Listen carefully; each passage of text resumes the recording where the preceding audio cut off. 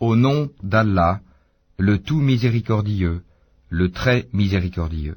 Par ceux qui arrachent violemment, et par ceux qui recueillent avec douceur, et par ceux qui voguent librement, puis s'élancent à toute vitesse, et règlent les affaires, le jour où la terre tremblera au premier son du clairon, immédiatement suivi du deuxième, ce jour-là il y aura des cœurs qui seront agités d'effroi, et leurs regards se baisseront.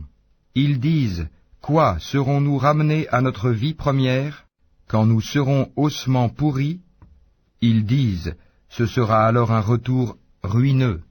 Il n'y aura qu'une sommation, et voilà qu'ils seront sur la terre ressuscités.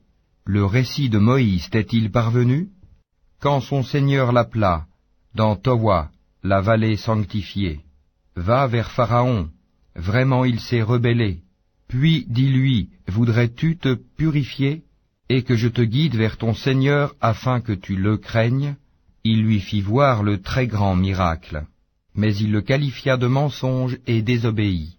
Ensuite il tourna le dos, s'en alla précipitamment, rassembla les gens et leur fit une proclamation, et dit, c'est moi votre Seigneur, le Très-Haut.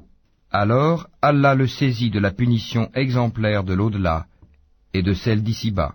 Il y a certes là un sujet de réflexion pour celui qui craint. Êtes-vous plus dur à créer ou le ciel qu'il a pourtant construit? Il a élevé bien haut sa voûte, puis l'a parfaitement ordonnée. Il a assombri sa nuit et fait luire son jour. Et quant à la terre, après cela, il l'a étendue. Il a fait sortir d'elle son eau et son pâturage.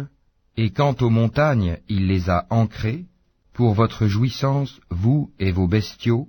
Puis, quand viendra le grand cataclysme, le jour où l'homme se rappellera à quoi il s'est efforcé, l'enfer sera pleinement visible à celui qui regardera. Quant à celui qui aura dépassé les limites et aura préféré la vie présente, alors l'enfer sera son refuge. Et pour celui qui aura redouté de comparaître devant son Seigneur et préserver son âme de la passion, le paradis sera alors son refuge. Il t'interroge au sujet de l'heure. Quand va-t-elle jeter l'ancre?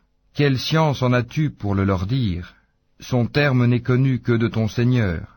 Tu n'es que l'avertisseur de celui qui la redoute. Le jour où ils la verront, il leur semblera n'avoir demeuré qu'un soir ou un matin.